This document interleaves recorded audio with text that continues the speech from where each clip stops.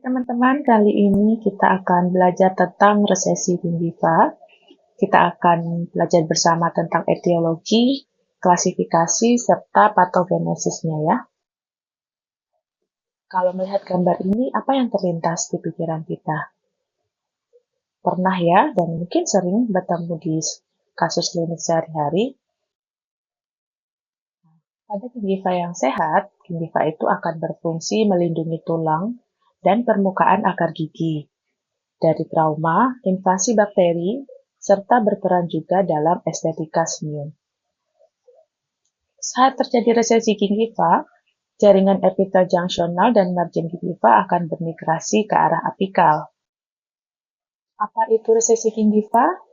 Resesi gingiva adalah kondisi di mana terjadi perpindahan atau migrasi epitel junctional dan margin gingiva ke arah apikal, melewati batas normal perlekatan yaitu di cemento enamel junction.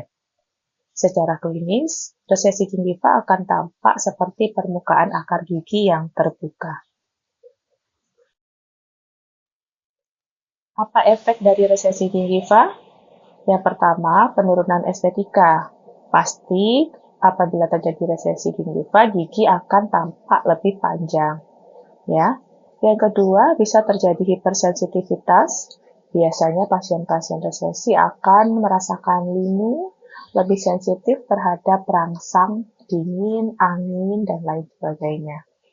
Dan yang ketiga, resesi gingiva ini menjadi tempat yang sangat memudahkan penumpukan plak. Sehingga kadang pasien sudah mengikat gigi dengan benar, tetapi kita sering melihat masih terdapat penumpukan plak yang tinggi di daerah margin gingivanya. Kemudian bisa menyebabkan karies akar juga.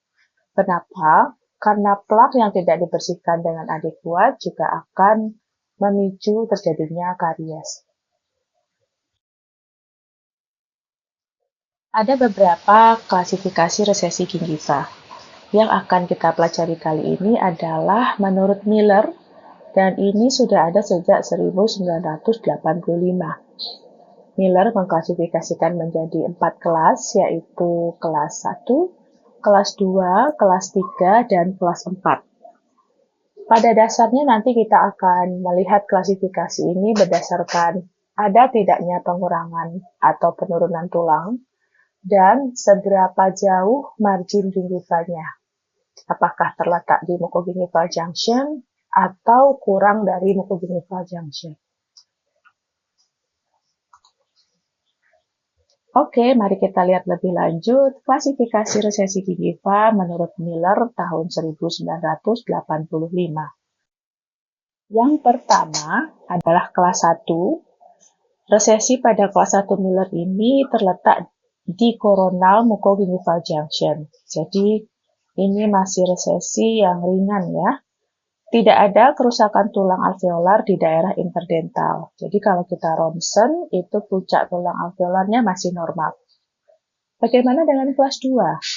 Nah, pada kelas 2 ini, tidak ada kerusakan tulang juga, sama seperti kelas 1, tetapi resesi yang terjadi telah mendekati atau bahkan mencapai mucogingival junction. Oke, bagaimana dengan kelas 3 dan kelas 4? Pada kelas 3, terjadi kerusakan tulang alveolar dan resesinya masih terletak di coronal mucogingival junction. Sedangkan kelas 4, selain kerusakan tulang alveolar, resesi juga sudah mencapai atau mendekati mucogingival junction. Jadi jelas perbedaannya ya. Kelas 3 dan kelas 4 ini, keduanya terjadi kerusakan tulang, tetapi kelas 3 resesinya masih terletak di coronal mucogingival junction, sedangkan kelas 4 resesinya sudah mendekati atau bahkan mencapai mucogingival junction.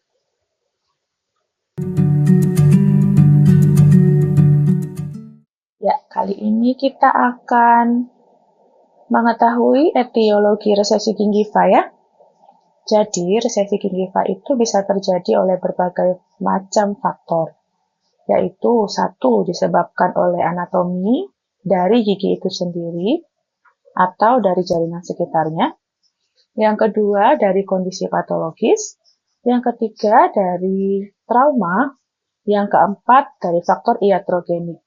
Jadi secara garis besar ada 4 hal yang perlu kita evaluasi dan kita pertimbangkan sebagai faktor penyebab terjadinya resesi gingiva. Untuk apa? Ya tentunya untuk menghindari terjadinya resesi yang lebih parah ya. Yuk, kita lihat dulu faktor anatomi. Contohnya yang pertama posisi gigi yang abnormal. Yang pertama ini kita bisa lihat akar gigi dan posisinya terhadap gingiva itu lebih ke bukal ya atau lebih ke labial.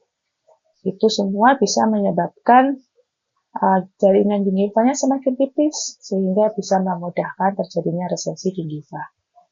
Yang kedua bisa terjadi karena biotipe dari gingivanya itu tipis.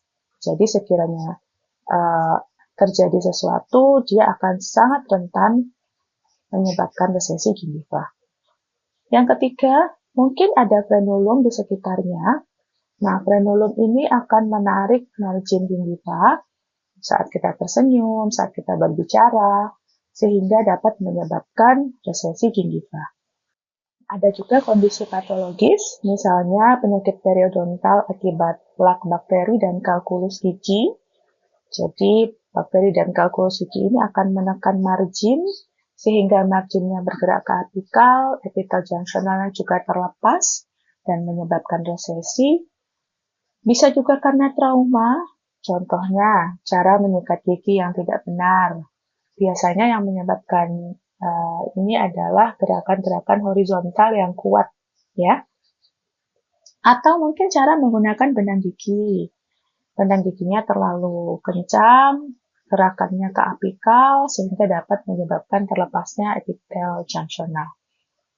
Bisa juga karena faktor iatrogenik. Contoh, ada perawatan ortodontik yang tidak terkontrol atau justru iritasi dari perawatan restoratif, misalnya tepi tumpatan yang menekan dan lain-lain. Oke, kita masuk ke patogenesis resesi gingiva. Jadi secara umum, iritasi lokal antara lain plak atau trauma tadi akan menginduksi terjadinya peradangan. Nah, peradangan yang tidak dirawat ini bisa menyebabkan kerusakan atau destruksi serat kolagen dan menyebabkan migrasi epitel junctional dan margin gingiva ke arah apikal. Lalu bagaimana cara mengukurnya? Nah, kita bisa menghitung resesi gingiva ini dari tinggi dan lebarnya.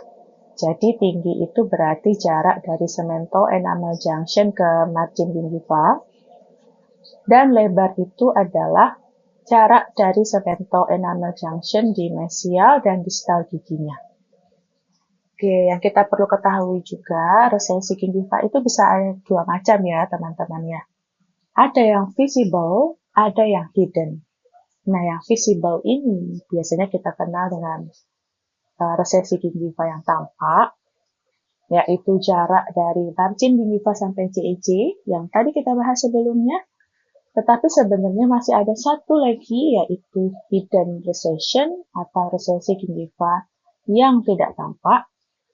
Ini juga kita kenal dengan perlekatannya terlepas ya. Jadi sebetulnya dari luar tidak tampak, tapi sebenarnya dia sudah terjadi resesi di dalam atau di balik margin gingivanya. Nah, kalau kita hitung jarak dari visible dan hidden recession ini dijumlahkan, itulah yang kita kenal dengan attachment loss atau kehilangan perlekatan. Oke, semoga bisa dipahami ya teman-teman.